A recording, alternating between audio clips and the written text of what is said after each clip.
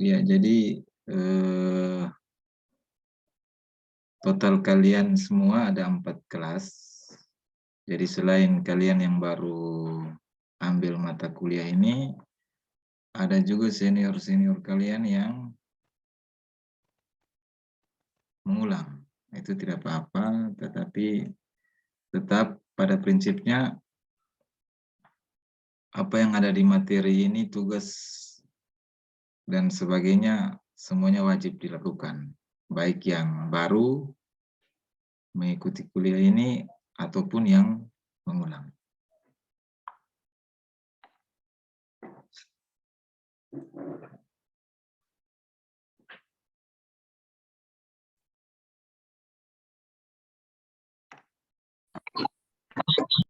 Oke, saya minta coba kalian nyalakan dulu videonya. Saya mau lihat dulu. Coba kalian semua nyalakan videonya. Total kalian ini ada berapa? Ini yang baru masuk sekitar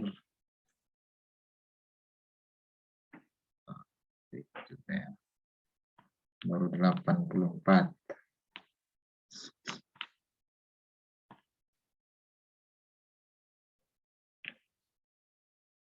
Ya, sudah. Oke, jadi saya harap kalian semua sehat-sehat ya. Jadi dalam situasi pandemi ini, ya kalian harus mengutamakan prokes. Saat ini di kampus, apa ada kuliah tatap muka? Sudah bisa? Belum ada, Pak. Belum ada ya? Belum ada, Pak. Oh, berarti kita masih berlaku kuliah online. Jadi jangan lupa kalian isi absen yang sudah saya bagikan di chat. Itu kalian isi saja, lalu ada isi kelas, email kalian, kelas, NIM, dan nama. Jadi tolong diisi.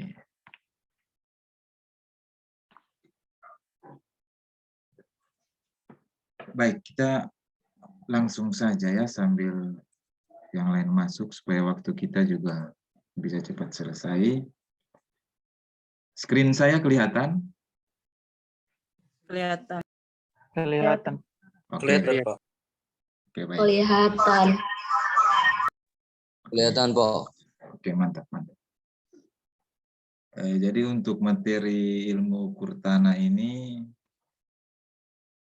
ada banyak yang kita pelajari, yang akan kita laksanakan dalam kuliah kali ini. Jadi itu yang pertama itu terkait dengan konsep dasar survei dan pemetaan. Lalu kemudian ada keandalan dan kesalahan pengukuran. Lalu ada sudut asimut dan miring. Lalu ada penentuan posisi objek. Kemudian ada pengukuran dengan pita ukur. Lalu ada pengukuran dengan teodolit. Jadi ini kenapa teodolit? Karena alat kita di kampus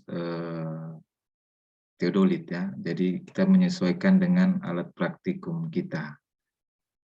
Kemudian ada pengukuran sifat datar, dan yang terakhir itu perhitungan luas dan volume.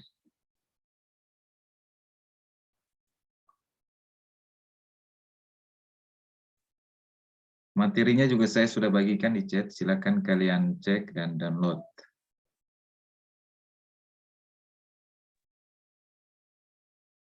Oke, jadi kita pelajari pertama, yang akan kita bahas hari ini itu terkait dengan konsep dasar survei dan pemetaan. Jadi dalam konsep ini ada 6 hal yang kita bahas, yaitu terkait dengan surveying, lalu bagaimana sejarah surveying, lalu ada klasifikasi surveying, Lalu ada peranan survei dalam dunia teknik sipil, kemudian apa itu surveyor, lalu terakhir terkait dengan peta. Untuk kalian yang jaringannya kurang bagus, videonya bisa dinonaktif, tidak apa-apa. Yang penting kalian bisa melihat, mendengar mata kuliah ini ya. Oke, yang pertama itu surveying atau pengukuran. Kalian bisa lihat di screen itu ada penjelasannya. Jadi dia secara sederhana itu survei ini atau pengukuran ini itu dia meliputi pekerjaan pengukuran jarak dan sudut. Jadi kalian harus ingat ada jarak dan ada sudut. Jadi jarak ini bisa berupa jarak dalam arah vertikal yang disebut ketinggian atau elevasi maupun jarak horizontal. Nah, begitu juga dengan sudut bisa diukur dalam bidang vertikal maupun horizontal. Kalau kalian belajar dulu di matematika ya terkait dengan ada koordinat X, Y, Z. Kalau 2 dimensinya X, Y, kalau 3 dimensinya itu sudah ada Z. Nah, X, Y ini merupakan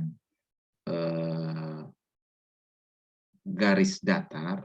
Ya, kalau kalian lihat diagram apa ya, Cartesius atau apa atau ya, koordinat lah ya, X, Y, kemudian ada Z yang merupakan elevasi. Jadi X, Y ini kaitannya dengan jarak dan sudut, lebih diutamakan itu terkait dengan posisi. Jadi posisi suatu objek. Misalkan titik A, kalau kalian ingat di matematika itu ada X dalam kurung A dalam kurung 2,3. X-nya 2, Y-nya 3. Berarti posisinya ada di situ. Lalu kemudian kalau kalian lebih maju lagi, ada Z atau elevasinya, berapa ketinggiannya. Nah, jadi itu contoh aplikasi atau yang telah kalian pelajari di matematika. Saya lanjut. Jadi kegiatan survei ini ada 2 yang harus dilakukan. Yang pertama itu ada pekerjaan lapangan, kemudian ada pekerjaan kantor. Jadi tadi pekerjaan lapangan itu terkait dengan pengukuran, kalau di sini pengukuran kerangka dasar horizontal, artinya pengukuran terkait dengan posisi suatu objek yang diukur. Posisinya di mana? Lalu pengukuran kerangka dasar vertikal, ini maksudnya terkait dengan elevasi. Lalu kemudian pengukuran detail. Jadi misalkan di gedung, suatu gedung, kalau secara detail ya kita harus melihat posisi pintunya di mana, jendelanya di mana. Nah, seperti itu contoh. Sedangkan pekerjaan kantor itu meliputi perhitungan dan penggambaran. Jadi maksudnya setelah data itu diambil di lapangan, ya, data ukur diambil di lapangan, data itu kemudian diolah. Jadi pengolahan data ini banyak cara, bisa dilakukan dengan software komputer. Itu banyak software yang bisa membantu kita dalam menganalisis data ukur. Kemudian dari hasil olahan data ukur itu, kita masuk ke dalam tahap berikutnya yaitu penggambaran. Nah, jadi setelah kita ambil data di lapangan, misalkan gedung kampus sipil, kita sudah ambil posisi-posisi sudut setiap sisinya. Nah, dari situ ada muncul data. Datanya itu berupa X, Y, Z tadi. X, Y itu adalah posisinya, sedangkan Z itu ada elevasi. Ya, itu sudah merangkum dalam kerangka dasar horizontal dan kerangka dasar vertikal. Kemudian setelah diolah, kita jadikan gambar. Nah, jadi dari data itu kan ada titik-titik mana yang merupakan sudut-sudutnya. Kemudian kita hubungkan titik-titik tersebut dengan cara menggambar. Kemudian jadilah hasil atau output pengukuran kita dalam bentuk gambar.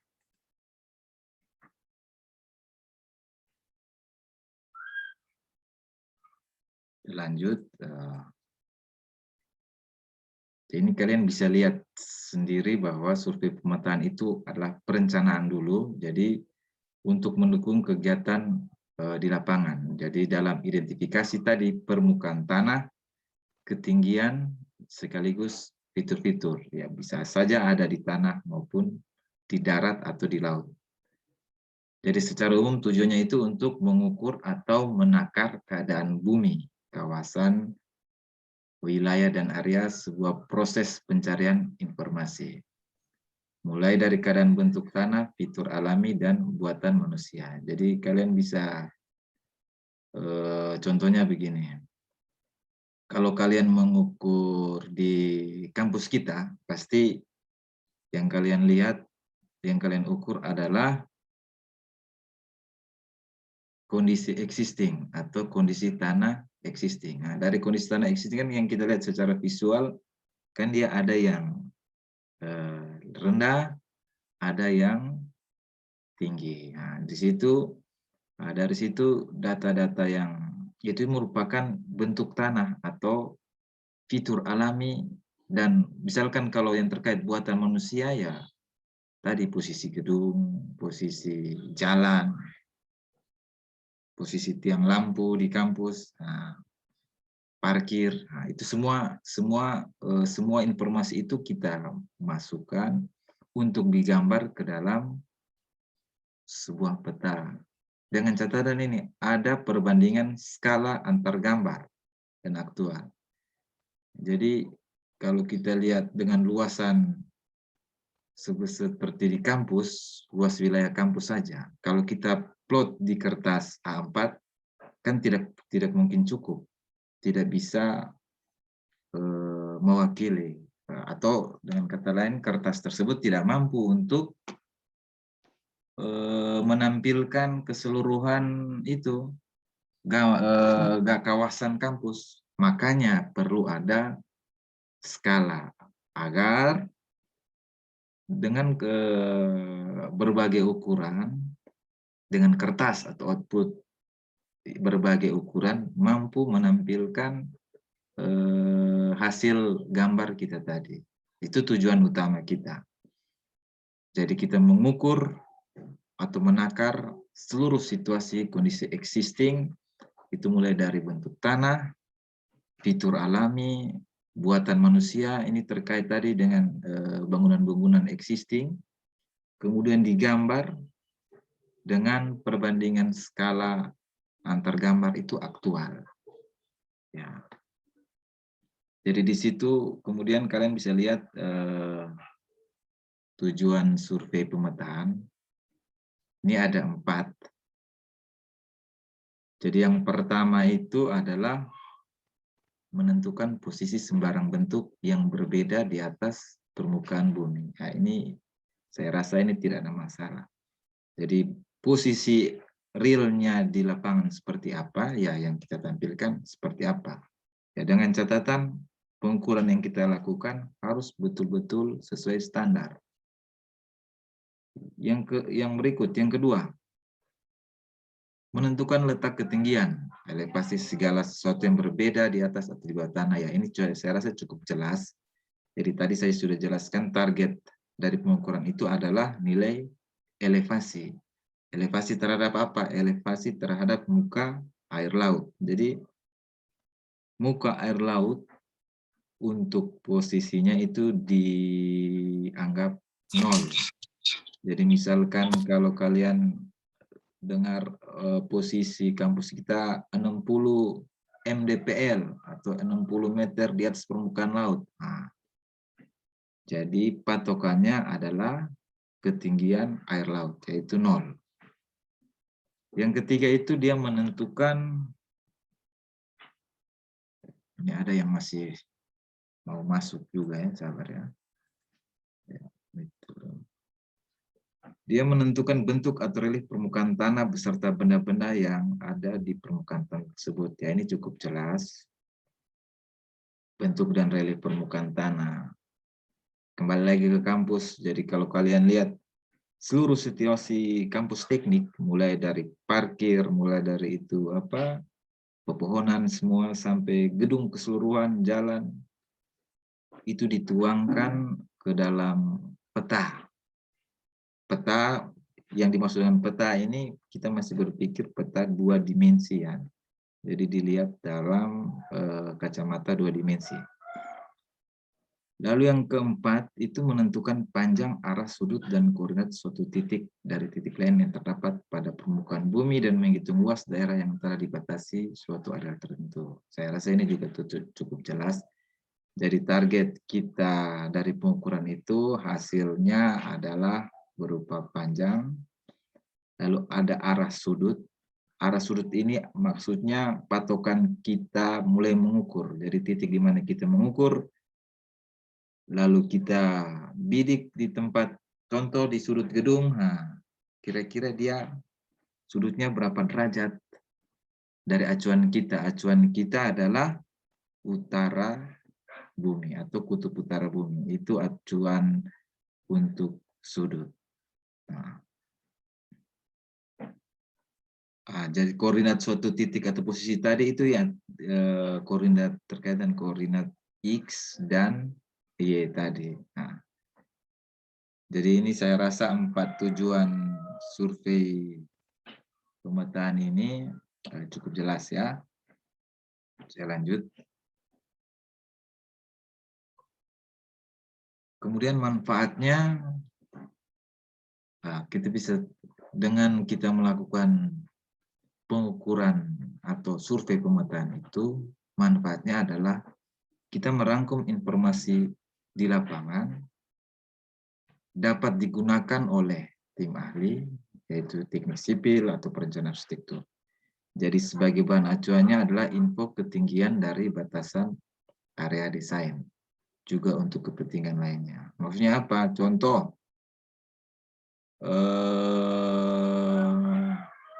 kita mau membangun jalan saja dari titik A ke titik B. Ya, tidak mungkin sebagai seorang desainer, kita langsung saja, oh ini lurus saja. Kita patokan jalannya lurus saja. Tidak bisa langsung, tetapi dilakukan dulu pengukuran. Pengukuran ini tadi terkait apa? Elevasinya, posisi koordinatnya. Targetnya yang lebih utama itu adalah elevasi. Sehingga kita, oh ternyata dari titik A ke titik B ini tidak bisa lurus. Berdasarkan hasil pengukuran, dia ada tikungan di sini, lalu ada tikungan di sini. Nah, jadi seperti itu. Lalu kemudian terkait dengan ketinggian, oh ini harus ada tanjakan, harus ada turunan. Nah, seperti itu contoh untuk misalkan kalau kita ingin mendesain jalan. Lalu yang dihasilkan dari pekerjaan survei pemetaan ini itu adalah tarikan garis-garis antar titik, batasan wilayah atau area, atau garis kontur, yaitu informasi ketinggian tanah. Nah, jadi hasil output dari hasil pengukuran itu tadi kan kita ada dapat titik-titik ukur. Nah, di titik ukur itu ada koordinat dan elevasi. Nah, jadi titik-titik itu kemudian dianalisa. Kita dapatkan ada namanya garis kontur. Jadi garis kontur ini misalkan garis kontur elevasi 1 meter. Nah, jadi dia melalui titik-titik yang berelevasi 1 meter. Sehingga kita bisa lihat, oh waktu penggambaran kita bisa lihat dengan jelas garis kontur 1 meter ini, oh di bagian ini, yang 2 meter ini, yang 3 meter ini. Nah, di situ juga kita bisa mengetahui dengan jelas, oh ini yang dataran tingginya di sini, dataran renahnya di sini. Ini ada jurang, ini ada kawasan datar saja. Itu contoh seperti itu. Itu target dari pekerjaan survei pemetaan. Untuk lebih jelasnya lagi itu ada tahapan, kalian bisa lihat di situ ada tahapan survei pemetaan. Jadi mulai dari preparing atau persiapan dokumen rencana sampai ke laporan akhir dalam bentuk drawing atau gambar tadi. Itu seperti cross section. Cross section itu contoh, maksudnya potongan melintang ya. Potongan melintang. Lalu ada long section, potongan memanjang. Jadi kalau kalian lihat jalan kampus kita, jalan masuk ke Fakultas Teknik dari awal sampai ke masuk ke gedung Fakultas Teknik kita, kalau cross sectionnya itu maksudnya dia melintang dengan jalan. Jadi contoh, setiap 25 meter kita tarik garis melintang, yang kita lihat itu adalah penampang badan jalan. Kalian paham? Lalu kalau long section, itu yang kita lihat adalah penampang dari titik awal masuk kampus sampai ke titik akhir tadi, titik masuk ke gedung tadi, gedung Fakultas Teknik kita.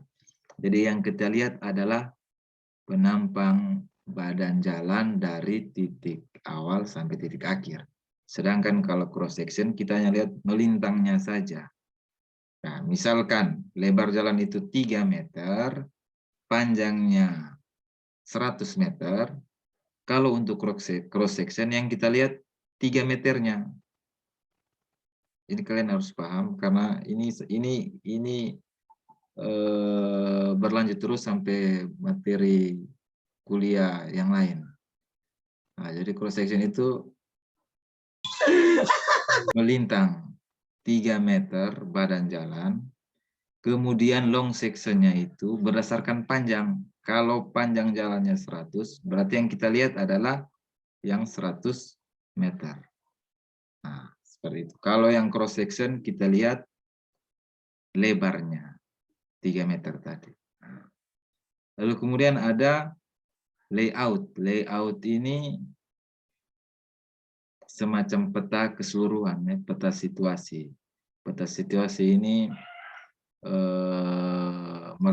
merangkum keseluruhan data yang kita ambil. Contoh misalkan peta situasi kampus 2 kita, gedung A di sini, gedung B di sini, jalan di sini. Informasi secara umum ada di peta layout. Lalu ada informasi koordinat dan elevasi benchmark. Nah, itu maksudnya setiap kita ukur, kita jadikan ada tanda atau acuan yang kita berikan di lapangan. Nah, contoh biasa kalau kalian nanti akan mengukur praktek, kalian pasti akan membuat suatu benchmark atau patok. Patok ini bisa saja dari beton, bisa saja dari pipa. Nah, itu salah satu contoh. Jadi pentingnya tujuan survei pemetaan dan topografi ini sangat berpengaruh terhadap produk jasa. Maksudnya apa? Hal ini penting menjadi acuan dalam memilih jasa survei di Indonesia. Jadi ya kalau kita pilih jasa surveinya yang abal-abal ya hasilnya juga pasti tidak maksimal. Makanya kalian sebagai seorang engineer teknik sipil, minimal kalian mampu menganalisis datanya. Untuk mengukur tidak perlu, tidak harus. Ya memang kalau kalian masih mahasiswa, yang paling enak untuk dapat duit kalau jadi mahasiswa itu jadi seorang surveyor. Minimal kalian sudah bisa ukur, orang sudah bisa bayar. Tetapi target kita, target kampus kita, kalian sarjana teknik, itu yang penting kalian mampu menganalisa data pengukuran. Jadi walaupun surveyornya berbeda-beda, tetapi kalian harus mampu bahwa oh ini salah, ini harus ukur ulang. Nah, harus seperti itu berdasarkan apa yang sudah kalian pelajari di kampus kita ini. Jadi ingat, dalam ilmu ukur tanah ini, acuan kalian atau cakupan target pembelajaran kalian, kalian harus mampu menganalisis data topografi. Itu wajib. Sedangkan untuk mau pengukuran, untuk mau bisa ukur itu tidak wajib. Itu yang harus kalian ingat.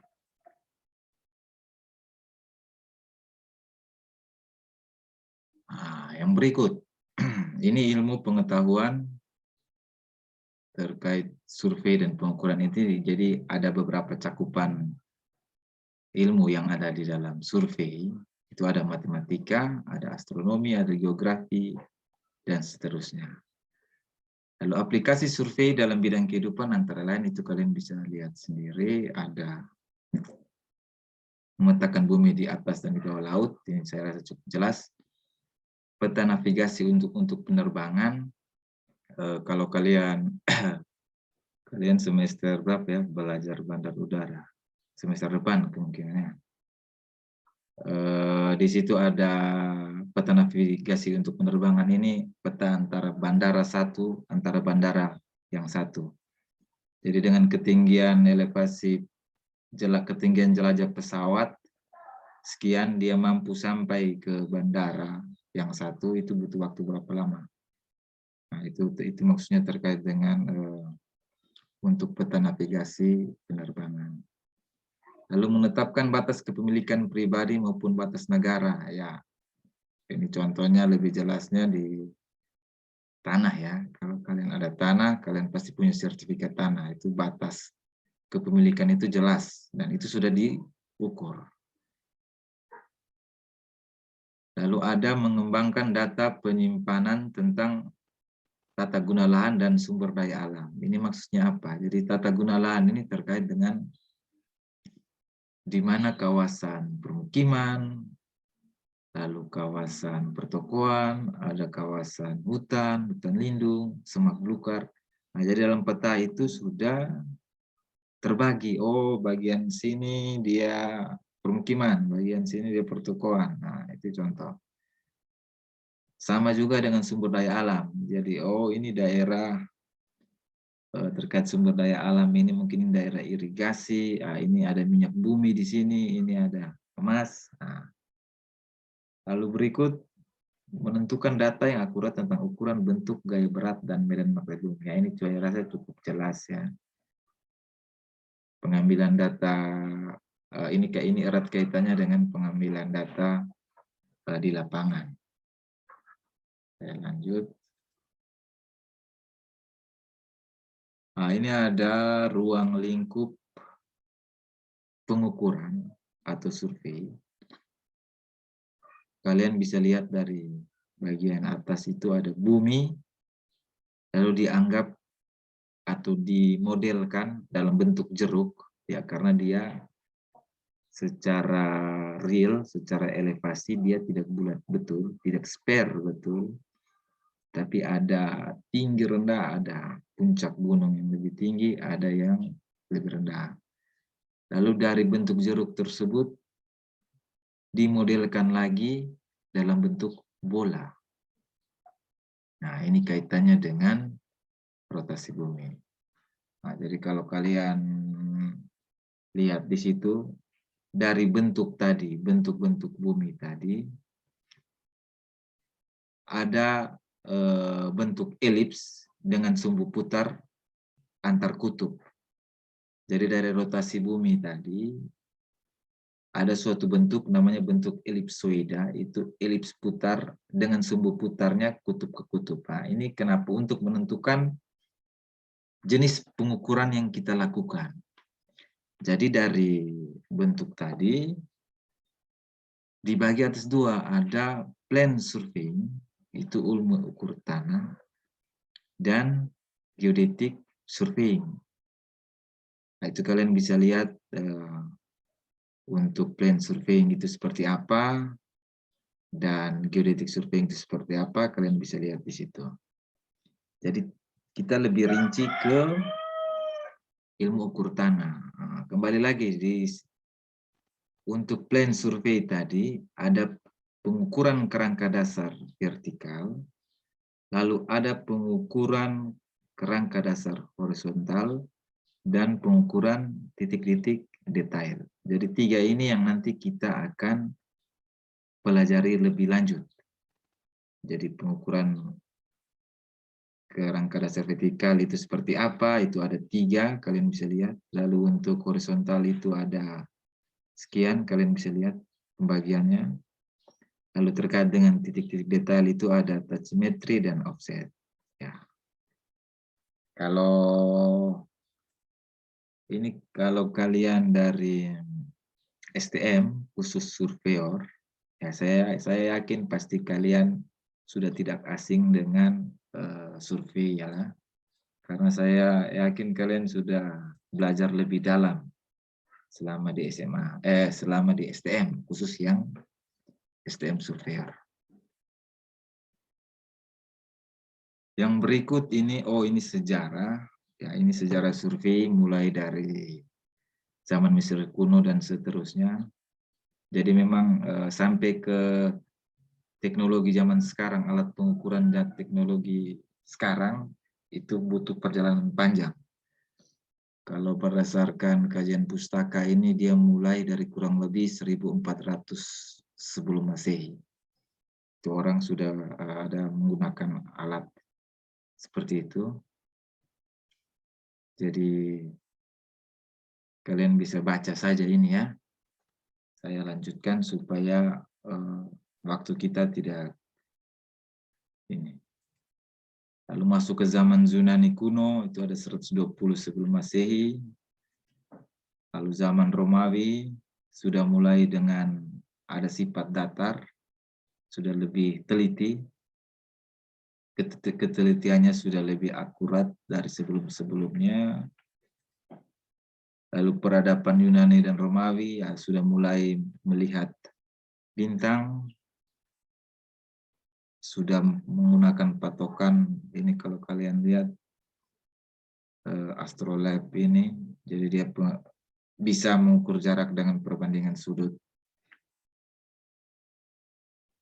Lalu ini lagi, bangsa Arab diciptakan geometric square. Nah, ini kalian bisa baca saja ya, yang sudah saya bagikan. Ini juga sama, masih sejarahnya. Jadi pesatnya teknologi ini untuk teknologi pengukuran ini mulai dari waktu setelah Perang Dunia Pertama dan Kedua. Jadi pengukuran berkembang sejalan dengan perkembangan teknologi modern, baik dalam pengumpulan data maupun pengolahannya. Saya lanjutkan.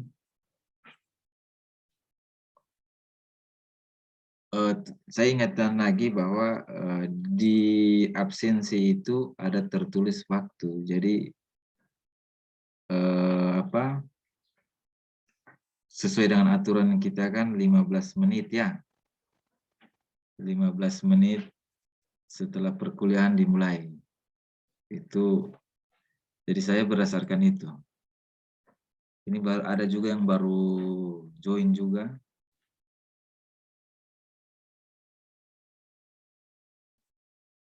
Ya, kita lanjut saja.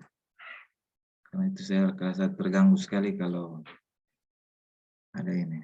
Ya, berikut adalah klasifikasi survei. Nah, ini ada berdasarkan luas cakupan pengukuran. Itu ada tadi plan survei 55 kali 55 km, lalu ada geodetik. Itu cakupan pohon yang lebih luas. Jadi ini kaitannya dengan alat yang digunakan ya. Jadi kalau geodetik survei ini ada namanya alat geodetik, itu dia lebih area cakupannya luas sekali. Jadi alat geodetik ini dia semacam kita berdirikan dia di satu tempat, kemudian kita bisa berjalan dengan pegang GPS, kita bisa berjalan sejauh 10 km, dia bisa menyimpan data yang kita berikan dari GPS tersebut.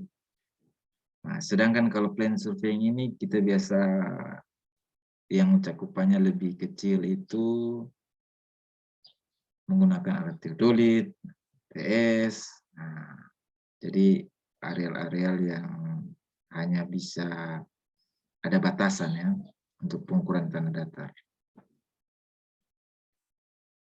Lalu itu kalian bisa lihat ada perbedaan antara plane survey dan geodetic survey. Nah, jadi kalau plane survey, kelengkungan bumi itu diabaikan, sedangkan geodetik, kelengkungan bumi dipertimbangkan. Dengan luas area pengukurannya sekian, tingkat akurasinya, lalu ada metode dan alat kerja. Itu kalian bisa lihat perbedaan antara plane survey dan geodetic survey. Lalu berdasarkan elemen alam, ada yang pertama itu land surveying, lalu ada marine surveying, ini untuk pengukuran pasang surut, pengukuran muka dasar laut, pengukuran garis pantai, dan pengukuran untuk pembuatan pelabuhan. Lalu ada astronomical survey, jadi menentukan posisi muka bumi dengan melakukan pengukuran terhadap benda langit. Itu berdasarkan elemen alam. Saya rasa ini cukup jelas.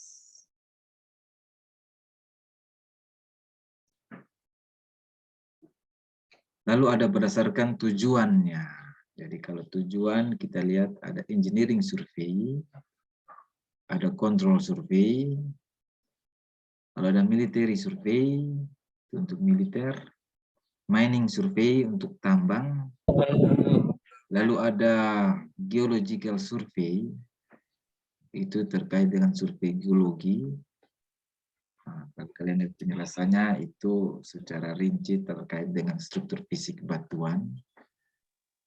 Lalu ada seismic survey, salah satu bentuk survei geofisika. Jadi untuk mengukur itu tadi magnet, listrik, gravitasi, panas. Kayak sekarang kan kalau seismic survey ini contoh survei panas bumi. Jadi biasa PLT pembangkit listrik tenaga uap, PLTU. Nah, jadi biasa dipakai seismic survey. Lalu berdasarkan cara dan alat. Berdasarkan cara dan alat.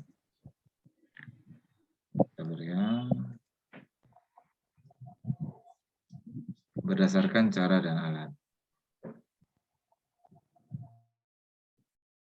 Jadi ada pengukuran triangulasi dan pengukuran trilaterasi. Jadi kalau triangulasi, jadi sudut dan jarak harus diketahui. Sedangkan untuk pengukuran trilaterasi, itu hanya pengukuran jarak. Nah, itu perbedaannya antara triangulasi dan trilaterasi. Nah, yang berikut,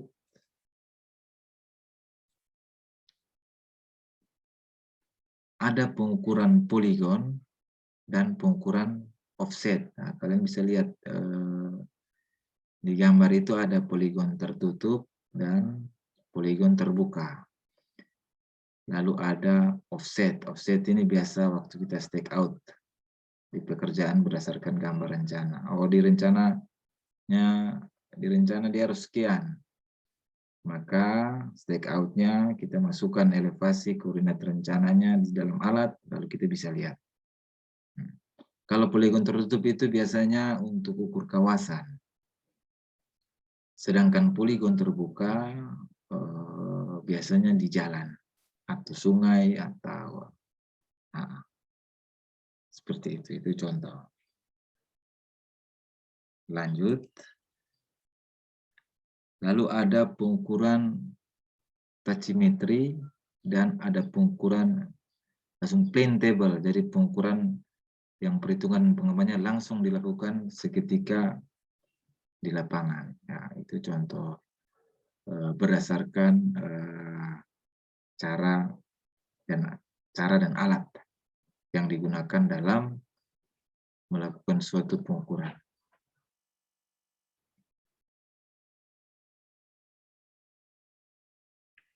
Berikutnya ini ada remote sensing. Jadi itu remote sensing ini kaitannya dengan satelit. Lalu ada GPS yang mengukuran jarak dengan satelit juga. Kalau kalian lihat hasil dari remote sensing itu, kalau Google Earth, kalian bisa lihat citra satelit itu tampak posisi image permukaan bumi. Ya, itu hasil dari remote sensing. Sedangkan GPS ya seperti sekarang di HP-HP kalian kan juga ada GPS. Jadi dari GPS posisi kalian ditransfer ke satelit, kemudian dari satelit ditransfer kembali di GPS untuk memberikan posisi kalian itu ada di mana. Nah, itu dengan koordinatnya sekian dan elevasi sekian.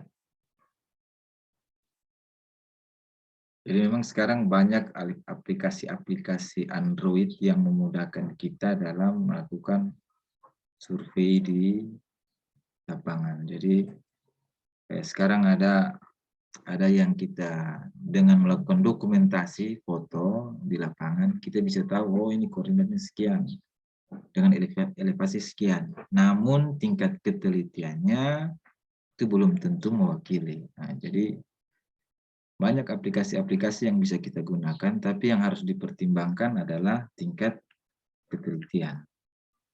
Makanya kenapa kita harus perlu alat theodolit, harus total station. Nah, itu menyangkut tadi tingkat ketelitian hasil yang kita peroleh. Karena dalam suatu proyek itu targetnya itu adalah volume pekerjaan. Volume pekerjaan ini yang mendatangkan yang menghasilkan biaya pelaksanaannya berapa. Sumber dari semua ini adalah pengukuran di lapangan. Ya, kalau pengukurannya kurang bagus, bisa saja volumenya kurang, biayanya jadi kecil. Jadi tidak sesuai dengan yang diharapkan. Itu contoh.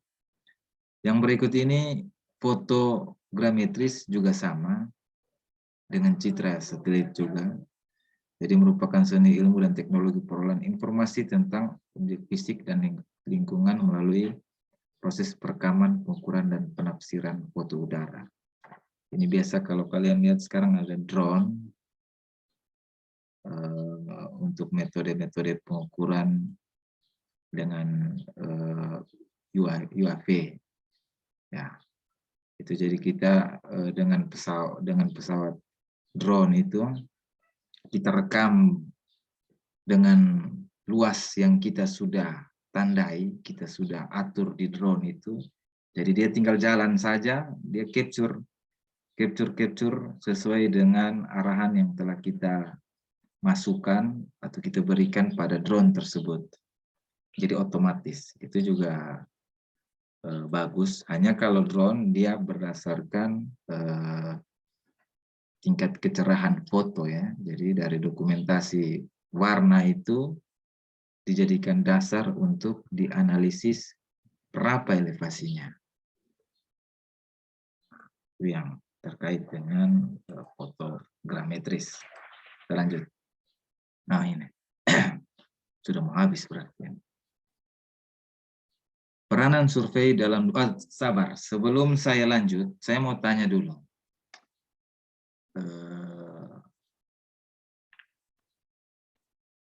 Mana ya? Aduh, ini masih ada yang masuk juga ya.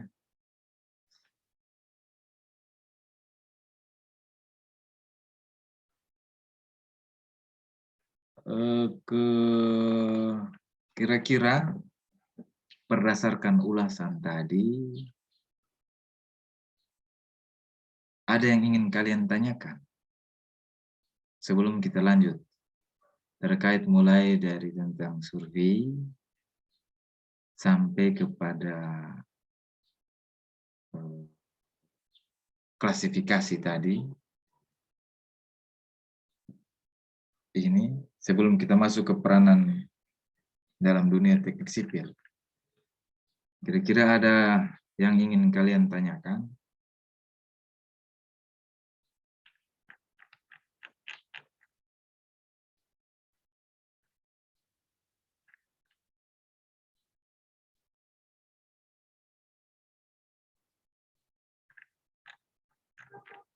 Kalau tidak ada, ya. Kalau tidak ada, ya saya bisa lanjut. Oke.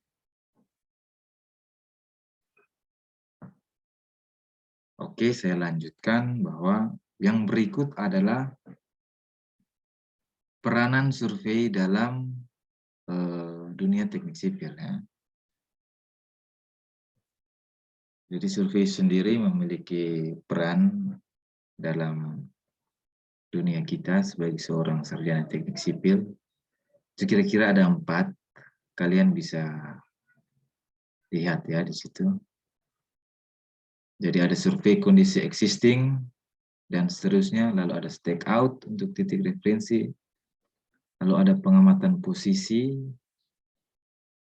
selama konstruksi, lalu ada melakukan survei as-built pada tahap konstruksi. Jadi kalau dalam pelaksanaan suatu proyek ada namanya shop drawing dan as-built drawing. Jadi shop drawing ini artinya gambar sebelum dilaksanakan pekerjaan.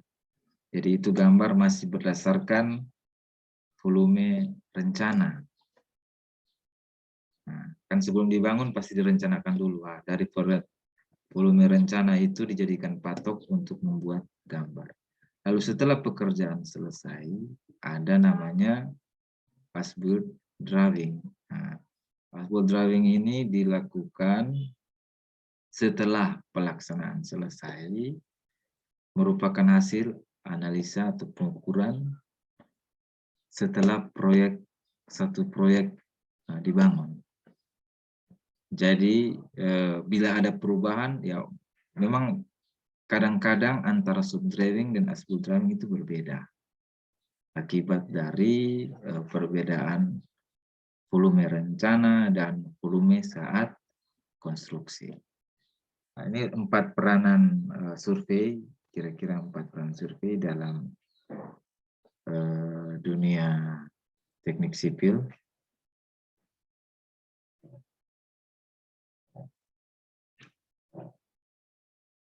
Berikutnya, nah ini kira-kira adalah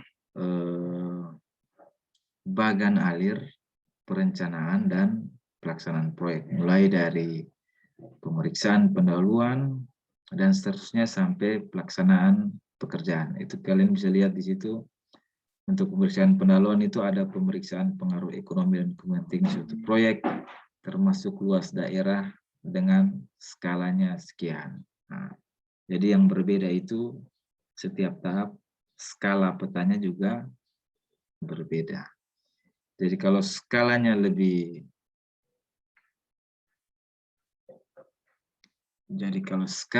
besar, berarti cakupan gambarnya lebih luas. Skalanya lebih kecil, berarti cakupan gambarnya lebih kecil ya. Dengan catatan dia tampilannya lebih besar, lebih detail. Nah. Lalu sampai di mana tadi? Ini masih ada yang aktif, masih ada yang masuk juga ya. Ini kalian di sini sudah 113 orang ya. Ini total ada berapa ini sebenarnya?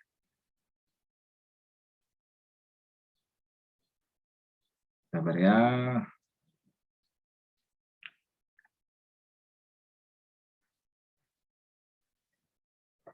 Ya. Masih ada lagi.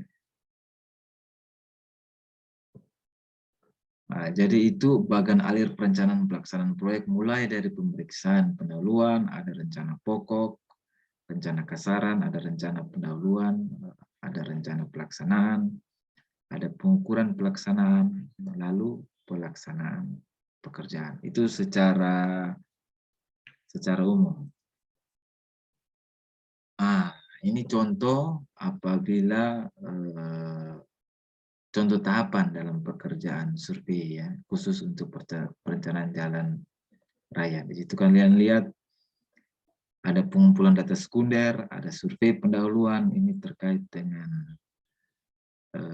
lokasi area atau tinjauan proyek jalan yang akan direncanakan. Lalu ada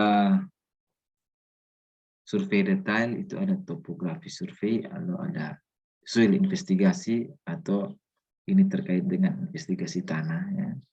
Lalu ada survei hidrologi juga. Kalau di jalan itu kalian rencanakan drainase, ya wajib ada hidrologinya. Lalu sumber materialnya, jadi selain itu juga kira-kira untuk pembangunan jalan ini material-materialnya dari mana saja, jaraknya dekat atau jauh. Lebih dipertimbangkan adalah yang jarak dekat. Jadi ini kaitannya dengan kalau kalian sebut belajar nanti di perencanaan geometrik jalan atau di lab tentang perkerasan jalan, kalian akan dengar ada namanya quarry. Jadi quarry itu merupakan tempat sumber material. Kalau ada survei intersection, mungkin di jalan itu ada kaitannya dengan jaring-jaringan transportasi. Lalu ada utilitas umum. Utilitas umum ini terkait dengan apakah di situ ada kayak jembatan, misalkan kondisi existingnya. Ada jembatan di situ, ya dimasukkan survei juga. Lalu selain itu juga ada survei LHR. Nah, ini lebih khusus lagi kalau tentang perencanaan jalan, itu nanti masuk ke mata kuliah perencanaan geometrik ya, untuk jalan. Nah, jadi dari ketiga survei itu dianalisis data lapangan. Nah, hasil analisis ini berupa ada data topografi, data tanah, data hidrologi, dan data lalu lintas tadi, jaring-jaring transportasi tadi. Lalu dari situ dilakukan perencanaan teknis, lalu geometrik desain, lalu ada perkerasannya, lalu ada gorong-gorong, jembatan, intersection, road marking. Nah, jadi kalau geometrik desain, nanti kalau kalian pelajari tentang jalan itu terkait dengan tikungan ya, ada tikungan untuk geometrik horizontalnya itu terkait dengan tikungan pada jalan. Kalau geometrik untuk acuannya vertikal, linemen vertikal itu terkait dengan tanjakan dan turunan. Ya, kalau perkerasan ini terkait dengan strukturnya, misalkan dia direncanakan HRS, lapis atasnya HRS, bawahnya apa? Apakah di agregat B, agregat A, dan seterusnya. Itu kalian akan pelajari lebih detail lagi di perencanaan geometrik. Lalu dari perencanaan teknis tadi, kita masuk kepada gambar rencana. Nah, dari gambar rencana tadi, jadi kan berdasarkan hasil topografi tadi, lalu kita masuk ke perencanaan teknik tadi, ada kita desain tikungannya, kita desain strukturnya, ya kita jadikan itu dalam bentuk gambar. Nah, dari gambar rencana itu ya kita akan dapatkan perhitungan kuantitas. Ini panjangnya berapa, lebarnya berapa, lalu gorong-gorongnya ada berapa, nah, salurannya panjangnya berapa, tipenya seperti apa. Itu kuantitas ini kalau kalian belajar tentang RAP itu lebih jelas, lebih detail. Lalu dari perhitungan kuantitas itu, volume tadi masuk ke perkiraan biaya. Jadi ada harga dasar sekian, harga dasar item pekerjaannya sekian, lalu dikali dengan volume tadi, kuantitas tadi, sehingga dapatlah total anggaran pekerjaan itu berapa. Nah, setelah dari anggarannya sudah ada, ya tinggal masuk dalam tahap lelang. Itu ada dokumen lelang. Ya, kalau dokumen ini juga terkait dengan dokumen lelang itu kalian nanti akan belajar di manajemen konstruksi ya, kalau saya tidak salah. RAP juga kalian belajar. Jadi harapannya dalam ilmu, saya ingatkan kembali lagi, jadi harapannya dalam kuliah ini, konsep berpikir kalian harus mulai dari sekarang itu, bahwa sebelum mendapatkan atau sebelum menghasilkan sesuatu ada proses. Proses ini dilalui dengan berbagai tahapan, mulai dari kalau kaitannya dengan pekerjaan proyek, yaitu mulai dari tahapan pengambilan data lapangan, lalu setelah pengambilan data lapangan, itu ada dianalisis lagi, analisis data lapangan dulu, lalu direncanakan berdasarkan dengan standar-standar yang berlaku, lalu hasilnya itu dituangkan dalam bentuk gambar, kemudian dihitung yang gambar yang kalian rencanakan tadi ini volumenya berapa, lalu dari situ dikaitkan lagi dengan biaya untuk memperoleh rekap total anggaran pekerjaan yang akan dilelang. Nah, itu salah satu contoh untuk perencanaan teknik jalan. Kita masuk berikut ke surveyor. Nah, ini masih banyak. Nah, ini surveyor. Surveyor ini, ya kan kalian bisa lihat, baca sendiri ya, ini terkait dengan apa itu surveyor. Surveyor berarti orang yang melakukan surveying, ya. Itu kalau kita secara konsep.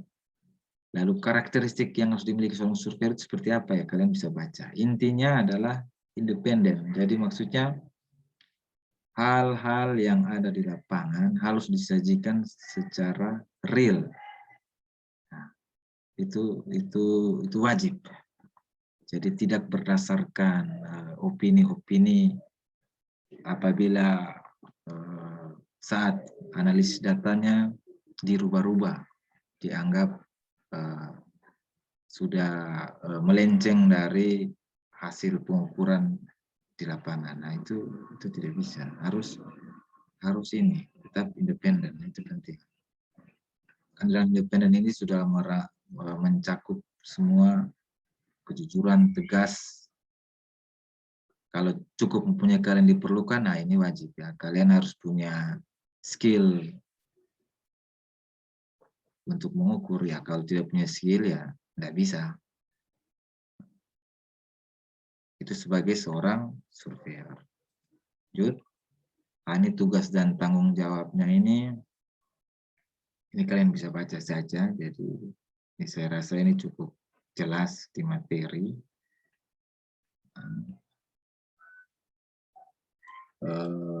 Ya, tadi tentang surveyor. Kita masuk di bagian berikut ini tentang peta. Jadi secara umum, yaitu kalian bisa lihat definisi peta. Gambaran dari sebagian atau keseluruhan permukaan bumi pada bidang datar dengan skala dan sistem proyeksi tertentu. Jadi ada 3 hal yang utama dalam peta ini. Kalian lihat ada bidang datar, lalu ada skala, lalu ada sistem proyeksi. Ini erat kaitannya dengan posisi kita di bumi ini. Jadi kalau kalian lihat di bumi ini kan berapa benua. Nah, proyeksinya juga pasti berbeda-beda, tidak sama. wilayah yang ada di garis ekuator proyeksinya pasti berbeda dengan wilayah yang ada di kutub. Nah, itu hal yang harus diperhitungkan, harus diingat. Kemudian kalian bisa lihat di situ perbedaan permukaan bumi dan peta. Jadi kalau permukaan bumi dia bidang lengkung, sedangkan peta yang kita sajikan itu dia bidang datar.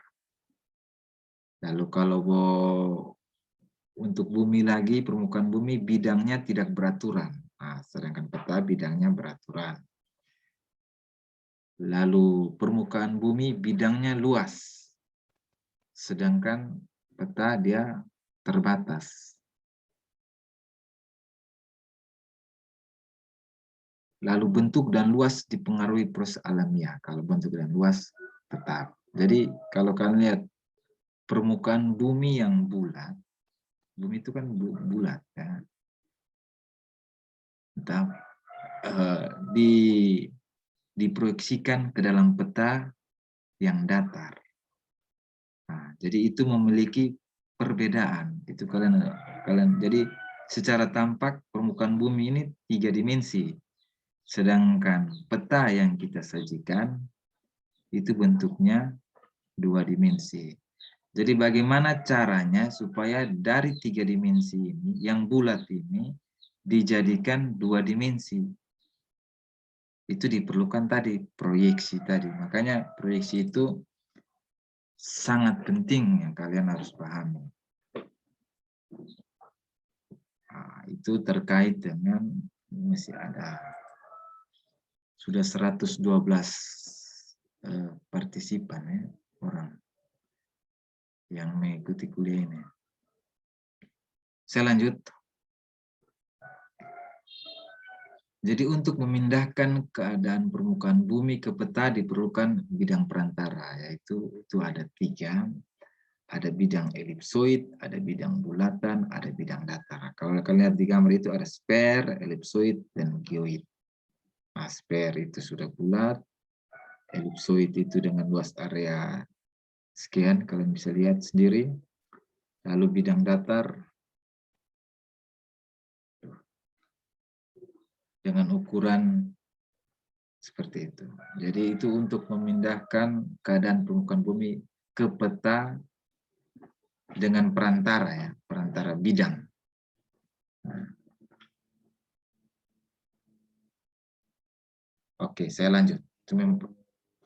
Lalu suatu peta bisa dikatakan lengkap jika terdapat unsur-unsur. Nah, ini kalian bisa lihat sendiri, ini secara umum harus ada unsur-unsur sekian kalau dikatakan lengkap. Ada judul, ada skala, tanda arah, tata warna, sampai ke tahun pembuatan. Ini secara umum. Ini kalian bisa baca saja di materi ya. Saya kasih contoh. Nah, ini contoh. Ini contoh peta Kupang, peta kota Kupang yang diwakili dengan peta batas kecamatan. Kalau kalian di situ ada 6 kecamatan yang dibedakan dengan warna. Nah, jadi dari tampak ini saja kalian bisa tahu bahwa oh luas kecamatan ini dan ini berbeda. Yang paling besar kira-kira yang ini. Nah, itu sudah mampu dari output atau peta yang ditampilkan, maksudnya bisa tercapai bahwa batasan antara kecamatan ini dan kecamatan ini cukup jelas dituangkan dalam peta ini. Jadi apa yang mau kita lihat di peta ini, jadi kita lihat kelengkapannya, apakah ini sudah layak dikatakan peta yang lengkap atau tidak. Nah, kalian lihat ada peta dengan garis-garis gridnya. Ini ada garis koordinat XY-nya, kemudian ada ini terkait dengan kop petanya. Kita lihat satu-satu. Nah, jadi pertama sudah harus ada judul peta. Jadi judul peta menunjukkan isi suatu peta. Jadi dari peta itu merupakan peta administrasi Kota Kupang. Nah, yang berikut adalah skala peta. Jadi kalian di sini ada skala peta dan orientasi utara. Nah, ini orientasi utara ke arah atas. Kalau kita lihat ini N, ini north. Nah, apabila N-nya di sini, apabila E ini diganti N, otomatis peta ini juga bentuknya berbeda. Dia tampilannya ke arah kanan. Jadi di rotate. Ya. Jadi dia diputar ya. Ah, dia begini. Seperti ini. Kalau northnya arah utaranya ke sana. Nah, kalian paham ya? Saya rasa itu paham. Nah, kemudian ini tadi ada skala peta, ya, lalu ada orientasi utara, itu sudah ada. Kemudian ada simbol peta. Ya. Simbol peta ini berdasarkan kecamatan. Jadi ada 6 kecamatan di Kota Kupang ya, yang dibedakan dengan warna. Kemudian ada garis koordinat. Ini ada garis koordinat, lalu ada insert peta. Jadi kalau garis koordinat ini kalian lihat peta dunia. Jadi kali ini adalah garis ekuatornya dan seterusnya. Lalu kalau peta insert ini lebih cenderung kalau kita contoh Kota Kupang, dia masuk ke Provinsi NTT, berarti peta insertnya adalah Provinsi NTT. Misalkan kalau kalian tampilan petanya adalah peta kelurahan, berarti insertnya adalah peta kecamatan. Nah, itu contohnya. Ini sudah ada garis koordinat, sudah ada insertnya. Kemudian ada legenda, jadi untuk menunjukkan keterangan semua objek pada muka peta. Jadi simbol dari kota kabupaten, sekian, batas kecamatannya simbolnya seperti ini, nama kampung ini, dan seterusnya. Itu sudah ada. Lalu kemudian ada sumber peta. Jadi suatu peta perlu memiliki sumber. Jadi sumber peta ini menunjukkan orang atau lembaga yang membuat peta. Untuk peta administrasi ini dari peta tematik Indonesia. Ini jelas berarti ya petanya. Jadi bisa dipertanggungjawabkan. Jadi posisi peta ini bisa dipakai, istilahnya seperti itu. Karena lengkap dan disajikan secara detail.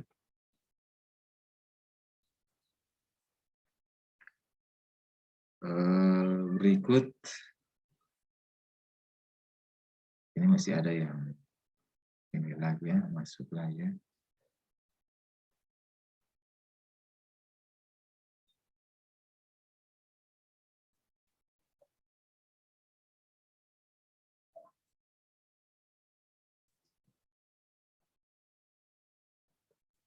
Yang berikut ini ada jenis-jenis peta. Ini saya rasa kalian bisa pelajari sendiri. Baca saja di materinya, saya rasa cukup jelas. Ya, kalau kalian ingin bertanya tentang jenis-jenis peta ini, silakan bertanya.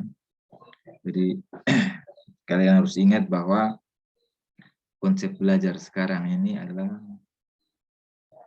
SCL ya, jadi Student Center Learning. Jadi kalian lebih difokuskan untuk lebih mencari, lebih apa istilahnya, lebih berusaha lah, lebih mandiri.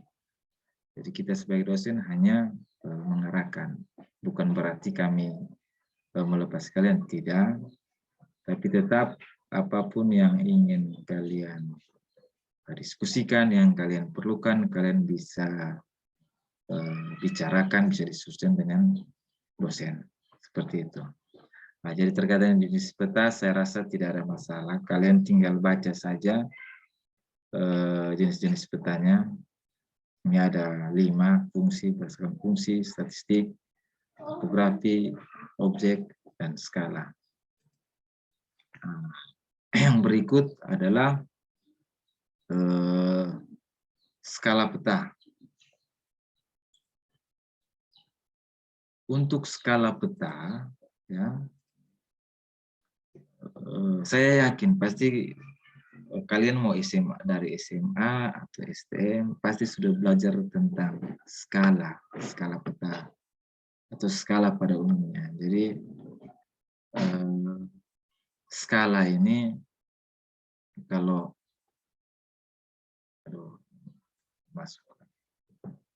kalau secara definisi itu perbandingan jarak di peta dengan jarak di lapangan.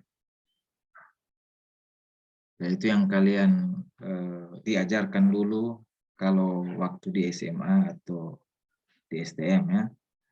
Jadi perbandingan jarak di peta, itu skala peta, perbandingan jarak di peta dengan jarak di lapangan. Jadi itu ada contoh 1:100.000. Itu artinya apa?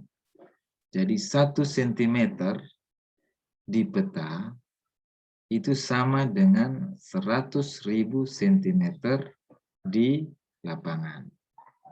Itu saya ingatkan, hanya ini untuk mengingatkan kalian, pengertian kalian tentang skala peta.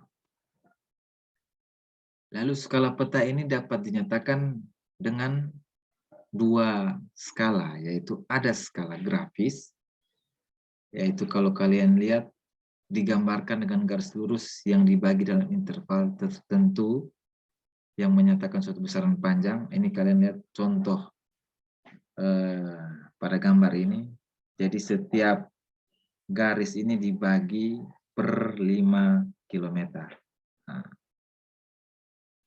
dibagi per 5 km. Lalu untuk 0/1 kilometernya dibagi dengan, ini kalian bisa lihat, simbol ini ada 5, ini artinya berarti per kilo. Ditandai dengan besaran panjangnya per kilo. Lalu skala numeris itu seperti apa? Jadi menuliskan secara langsung besaran skala pada peta ya. Contohnya tadi 1:100.000. Jadi saya rasa tentang skala peta ini tidak ada masalah. Ini materi-materi SMA atau STM, bahkan mungkin SMP ya, saya rasa. Jadi sebenarnya ini tidak ada masalah. Yang berikut lanjut. Ini materi yang sudah, berarti materi yang terakhir. Proyeksi peta. Jadi satu hal yang harus kalian pahami detail ini terkait dengan proyeksi peta. Jadi bukan hanya di peta saja, ilmu ukur tanah saya, tetapi di mata kuliah lain yang berkaitan dengan gambar pasti sangat apa ya, sangat diutamakan itu terkait dengan proyeksi. Bagaimana memproyeksikan suatu benda dari sumbu ini ke sumbu ini, atau dia intinya begini, dari 3 dimensi menjadi 2 dimensi, atau dari 2 dimensi menjadi 3 dimensi. Nah, kalian harus betul-betul kuasai. Itu kalian bisa lihat pengertian proyeksi peta itu seperti apa. Jadi sistem yang memberikan hubungan antara posisi titik-titik di permukaan bumi dan di atas peta dan seterusnya. Itu proyeksi peta.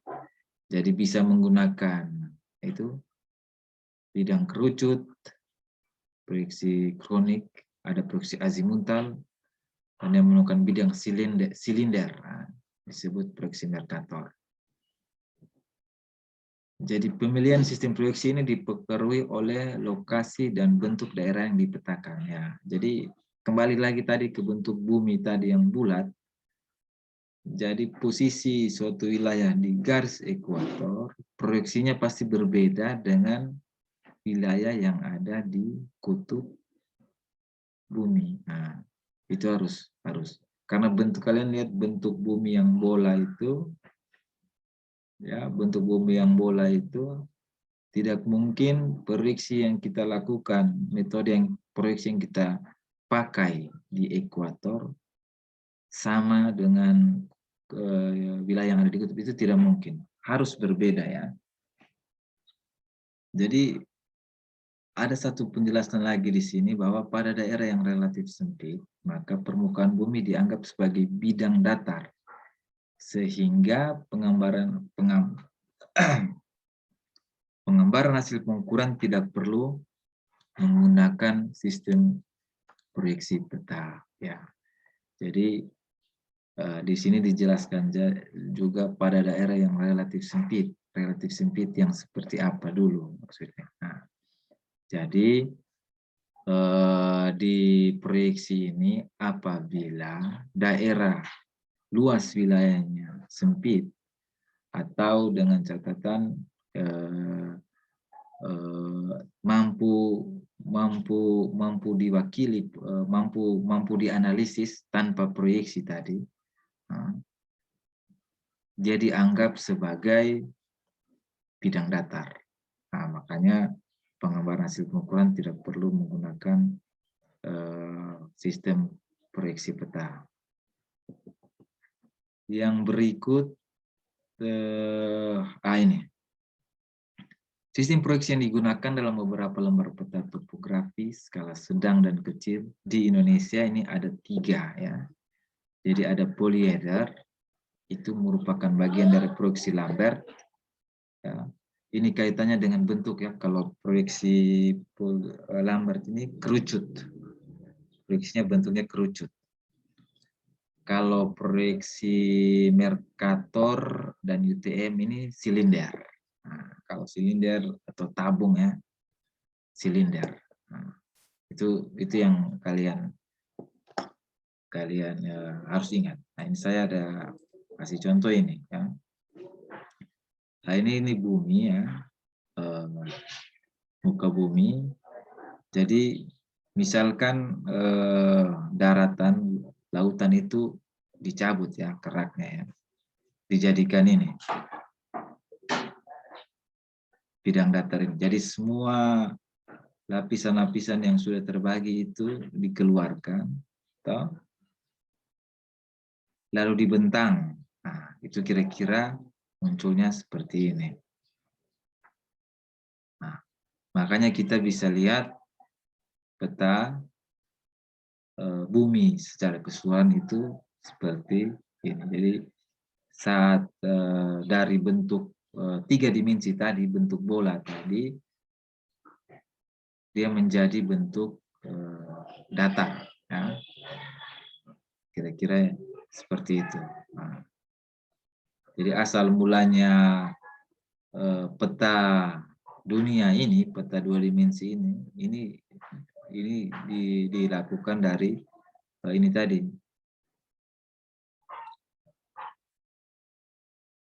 Penampang bumi ini kita, ya istilahnya kita copot ya, kita copot, tarik, dibuat memanjang, menghasilkan suatu tampilan memanjang, ya, bidang datar tadi. Nah, hasilnya seperti ini. Itu salah satu contoh. Lalu sistem proyeksi koordinat. Jadi yang digunakan, yang dipakai di Indonesia itu seperti ini ya. Jadi yang kita pakai itu Mercator atau Transmercator, yaitu yang berbentuk silinder. Kalau kalian lihat ini bumi, bola bumi, lalu ini ada silinder. Nah, ada silinder. Yang bentuk yang kita pakai itu seperti ini, horizontal ya, silinder yang horizontal yang dipakai di Indonesia. Ini saya rasa saya lanjut. Nah, jadi dalam sistem UTM tadi, Universal Transfer Mercator, jadi ada pembagian zona koordinat. Jadi setiap zona mempunyai lebar 6 derajat sepanjang garis bujur. Kalau kalian lihat di sini, ini lintang utaranya dan lintang selatannya, ini telah dibagi per 66 derajat. Kalau posisi kita kan 6 derajat lintang utara sampai 11 derajat lintang selatan ya. Ya kira-kira 11-nya itu di sini ya. Lalu ada yang bujur tadi, ini bujur timur sampai bujur timur juga. Nah, kemudian kalian lihat di sini ini dibagi per zona. Jadi di sini ada UTM zona 47, 48, 49, 50, 51, 52, 53. Kita di NTT ini ada, kalau kita lihat dari sini ya, ini Kota Kupang saja ya.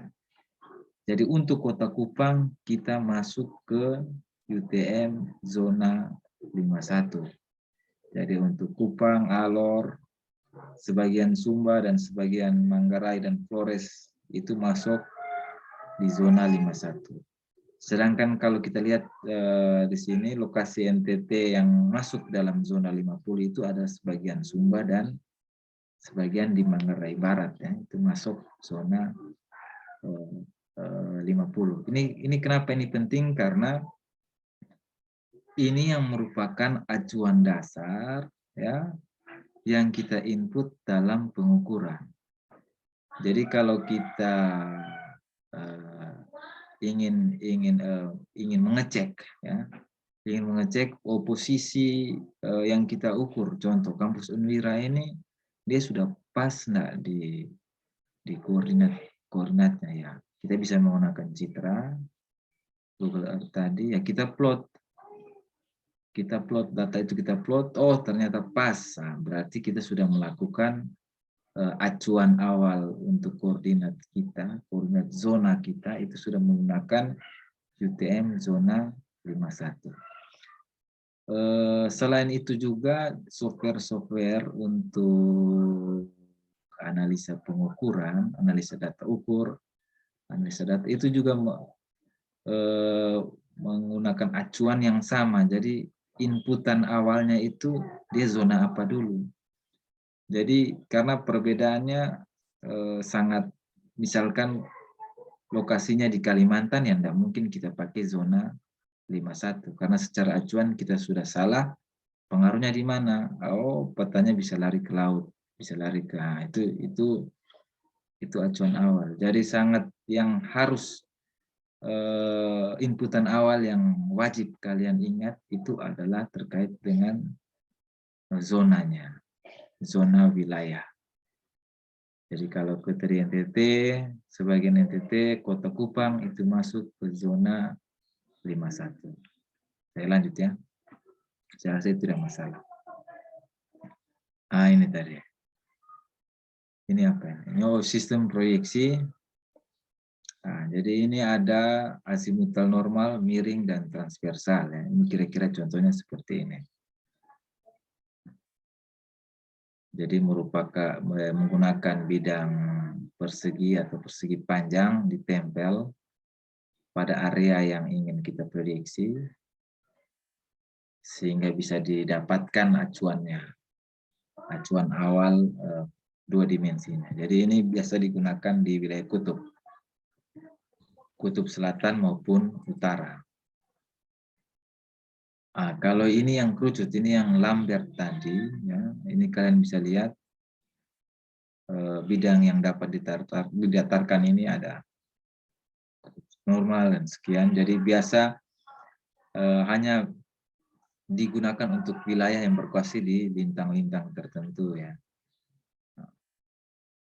Di lintang-lintang tertentu. Di mana tadi ya? Nah, ini lagi. Nah, kalau ini yang dengan silinder tadi, jadi proyeksi umumnya digunakan untuk negara-negara di ekuator. Jadi ini yang biasa digunakan di garis-garis ekuator, yang ini yang bukan di daerah di atas sedikit ya, di atas atau di bawah sedikit dari ekuator, sedangkan ini yang di kutub. Itu ada 3 perbedaan. Jadi ini yang kita gunakan di Indonesia ini yang ini ya. Nah, pakai yang Mercator. Ya.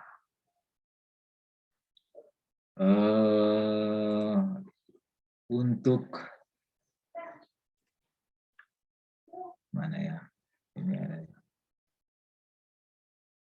Nah, mungkin dari kalian ada yang ingin kalian tanyakan terkait dengan materi hari ini.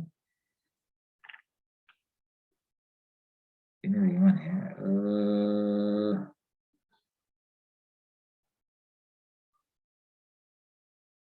Coba kalian nyalakan dulu video dan apakah kalian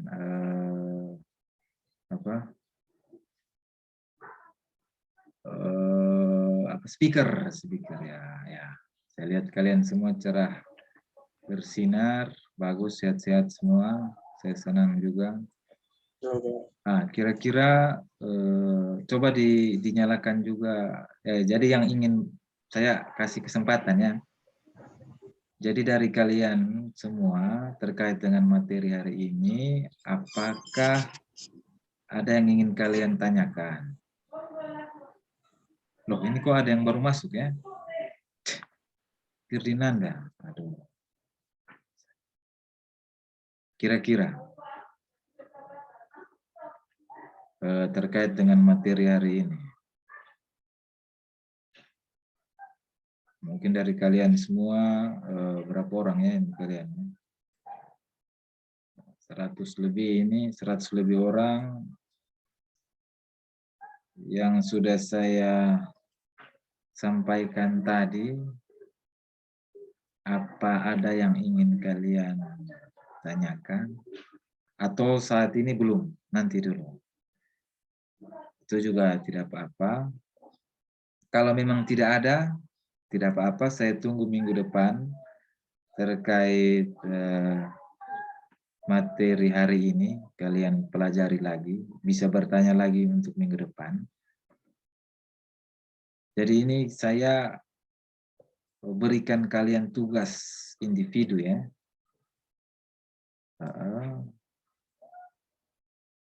Itu tugas individunya itu ada 2. Nah, jadi yang pertama kalian jelaskan secara rinci tadi tentang proyeksi Lambert, Mercator, dan proyeksi UTM. Nah, itu kalian jelaskan secara rinci ya maksudnya. Ini bahannya ini kalian bisa dapat melalui materi ini. Kalau materi ini masih kurang bisa dipahami, ya kalian bisa searching di Google saja ya, bisa. Banyak kok saya rasa. Yang berikut itu kalian kunjungi ini, web Indonesia Geospatial Portal ya. Lalu kalian register dan login, kemudian download salah satu peta yang ada pada web tersebut. Jadi Indonesia ini sudah memiliki basis peta ya, basis peta supaya acuan perencanaan dalam segala lini teknik sipil, teknik arsitek, dan lain sebagainya tidak melenceng jauh. Jadi mereka, Indonesia, negara kita, lewat badan BIG, Badan Informasi dan Geospasial, dia menyediakan web. Nah, web ini namanya Indonesia Geospatial Portal. Jadi kita bisa mendownload segala jenis peta yang ada di dalam. Itu sesuai dengan koordinat tadi atau zona tadi. Misalkan kalau kita mau download Soe misalkan, kota Soe. Tapi kota Soe khusus hanya kawasan permukimannya saja. Ada, tinggal di-download saja. Tapi dengan catatan kalian harus register dulu, lalu kemudian baru login. Ya.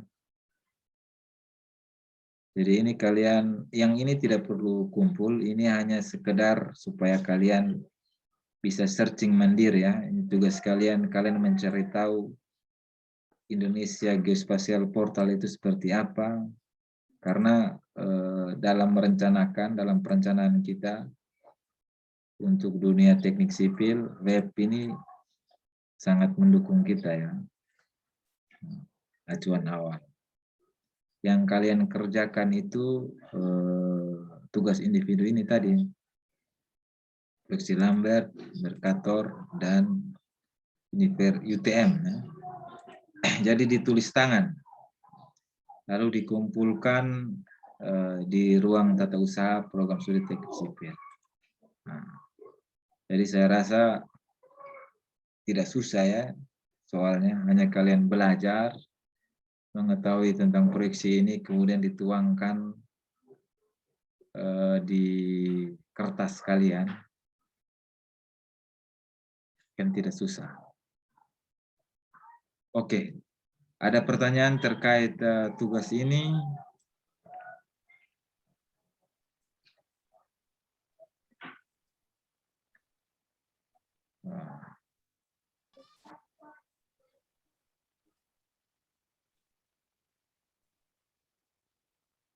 Selamat sore, Pak. Ya. Mohon bertanya. Dengan siapa? Dengan Maria Montek, Karmelita Wawo. Sabar, saya catat dulu ya. Namamu siapa? Sabar.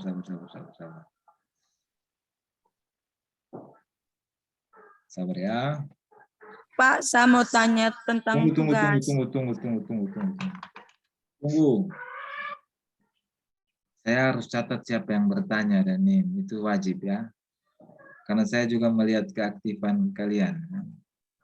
Nah, itu saya perlu, jadi saya perlu mencatat supaya saya tahu.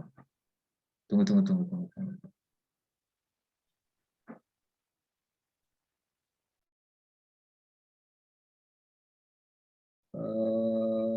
Oke, namamu siapa? Atau Maria NIM Montek, saja? 21120105. 2112 211205. Coba diulang. 01 21 NIM terakhirnya berapa? 05, Pak. 05. Oke. Silakan. Pak, saya mau tanya tentang tugas. Oke. Untuk tugasnya itu ditulis tangan di kertas folio atau HVS, Pak? Di folio juga bisa, di HVS juga bisa. Itu bisa saja. Terima kasih, Pak. Oh, itu yang mau ingin tanyakan. Terkait materi, jangan lupa nanti minggu depan ada kuis ya. Jadi saya ada minggu depan kuis Bapak. Iya. Saya ada kasih kuis. Jadi ya terkait materi ini. Ya maksudnya apa? Supaya kalian lebih ini ya, lebih aktif tadi. Kenapa? Ya. Hah? Ada lagi?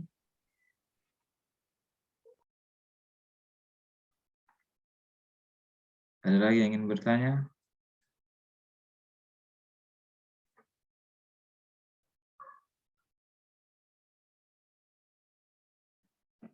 Kalau tidak ada yang bertanya, berarti saya yang bertanya ya. Coba saya mau tanya kepada ini Maher Tefbana. Maher Tefbana. Ya, Pak. Maher Tefbana. Ya, Pak. Oh ya. Menurutmu, pengukuran atau survei ini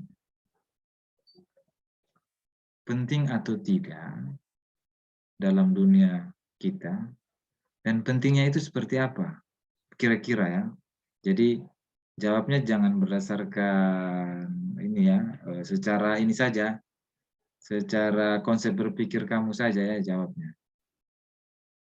Bebas maksudnya saya. Ya, Pak. Ya. Dalam konsep pengukuran sangat penting bagi kita mahasiswa teknik, karena setelah kita turun ke lapangan kita akan melaksanakan yang namanya pengukuran, Pak. Ya. Oke, itu saja. Iya, Pak. Oke. Ada lagi? Coba ini Maria Francisca Irma Uruk. Tadi kan dari temanmu penting karena kita harus melakukan pengukuran. Nah, kalau yang itu tadi saya sebut siapa tadi ya? Saya lupa kembali ya. Saya, Pak. Maria siapa tadi? Nah, atau siapa lah? Ini saja, Yohanes de Brito ya. Menurutmu bagaimana? Yohanes de Brito Armando Kamsi. Ya. Tanya, Pak. Pengukuran dalam dunia teknik sipil itu kan penting. Ya? Pentingnya itu seperti apa? Kira-kira. Baik, terima kasih, Pak. Ya. Menurut saya untuk soal pengukuran mengapa untuk anak teknik sipil itu harus melibatkan proses pengukuran, karena apa? Yang pertama itu dasar dari setiap rancangan untuk melakukan proses pengukuran, perencanaan.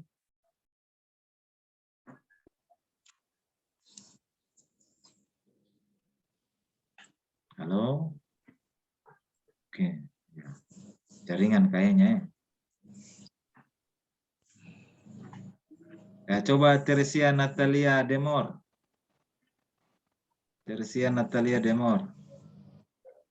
Coba kamu, menurut kamu, kan pengukuran itu kan penting, kan?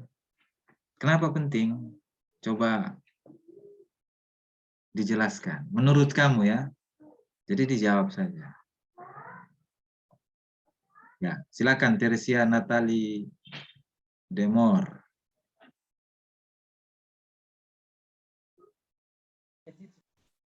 Karena menurut saya perhitungan penting dalam teknik sipil karena merupakan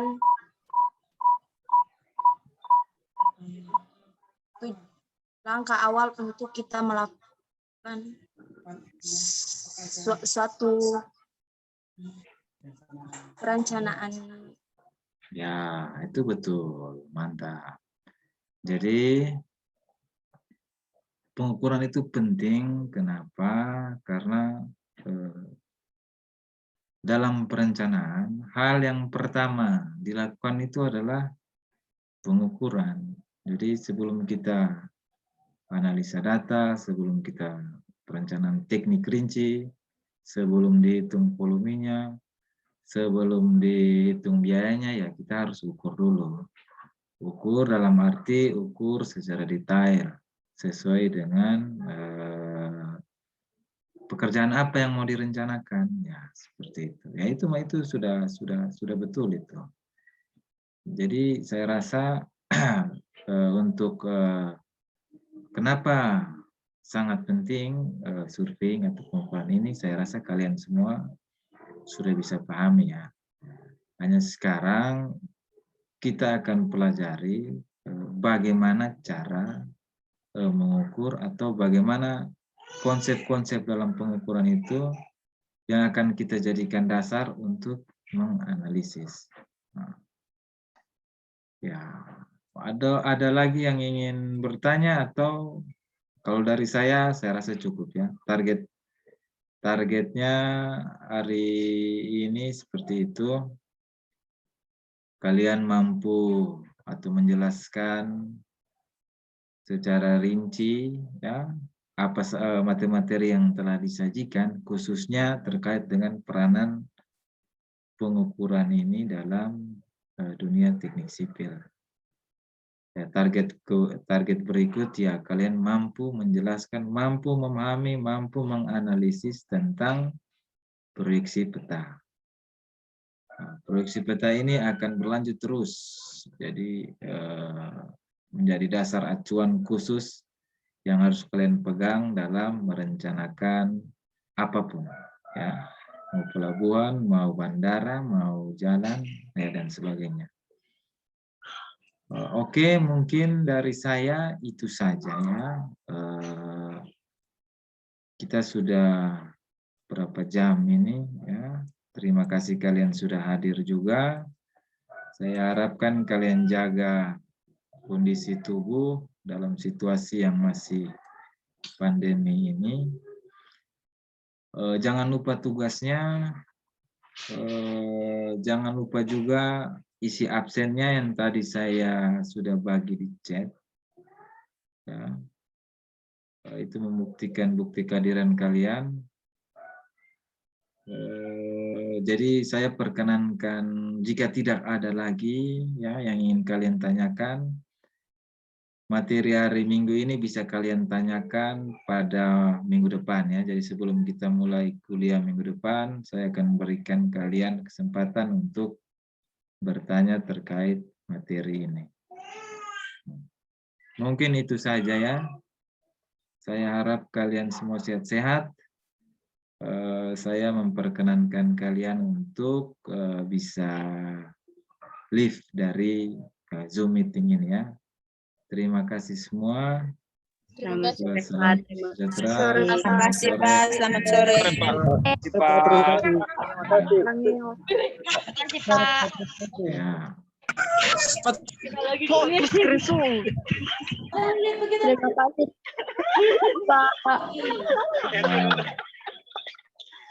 Pak.